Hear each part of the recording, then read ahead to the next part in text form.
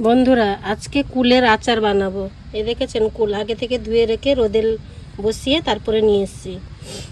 এবারে কড়াই বসিয়ে নিয়েছি, ওতে দিয়ে দিব তেল। আজকে আমার যা আচারটা করছে, কেন আমার ভিডিও ম্যান নেই, যে ভিডিও করে সে নেই, সেই জন্য আমি ভিডিওটা করছি। এবারে তেল দিয়ে দেওয়া হয়েছে, তেলটা গরম হয়ে গেছে, ওতে দিয়ে দেওয়া হবে জিরে। জিরে ফোড়ন আগে দেওয়া হচ্ছে, তারপরে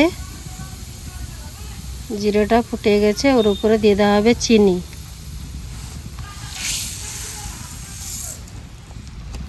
ওই তেলে চিনিটাকে ভালোভাবে মেল্ট করতে হবে, মেল্ট হওয়া পর্যন্ত ওইভাবে নাড়তে হবে।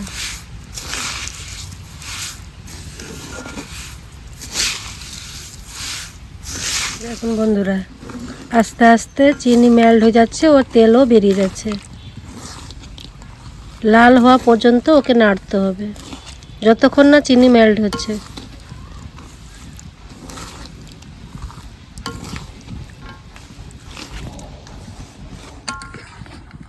দেখুন বন্ধুরা, এবারে মেল্ট হয়ে এসছে। দেখুন বন্ধুরা, মেল্ট হয়ে এসছে। এবারে কুলটা ওর ভিতরে দিয়ে দেওয়া হবে।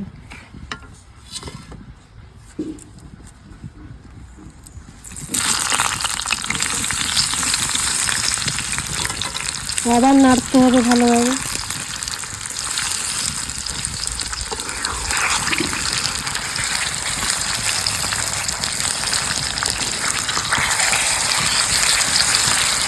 কুলটা দেখেই জিভে জল চলে আসছে।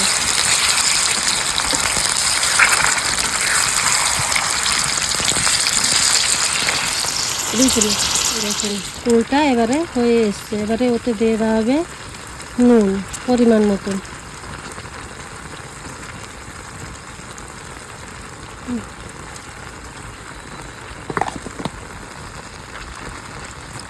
একটু সামান্য হলুদ গুঁড়ো, লঙ্কা গুঁড়ো,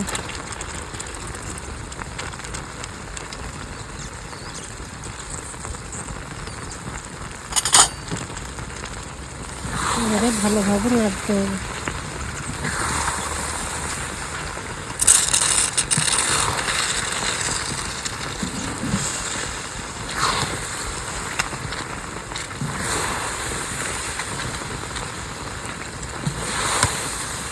এটা দেখুন এবারে আচারটা কত সুন্দর হচ্ছে।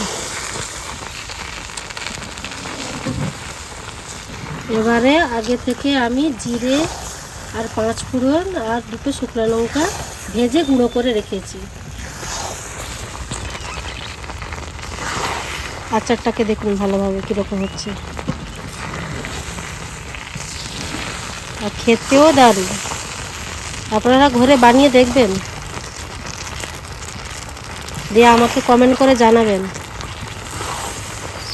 যে আচারটা কীরকম হয়েছে।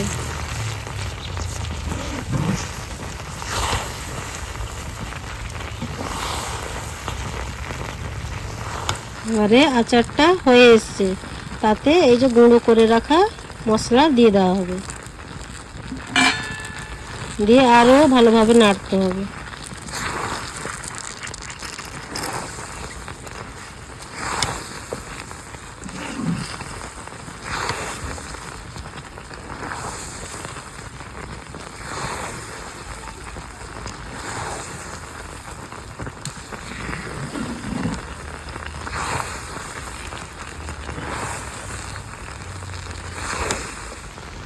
আচার কমপ্লিট হয়ে গেছে। এবারে ওকে ঢেলে নিব।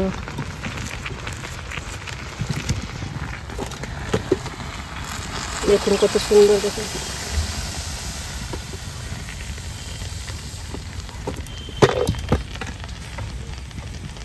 বরফুলের আচার তৈরি।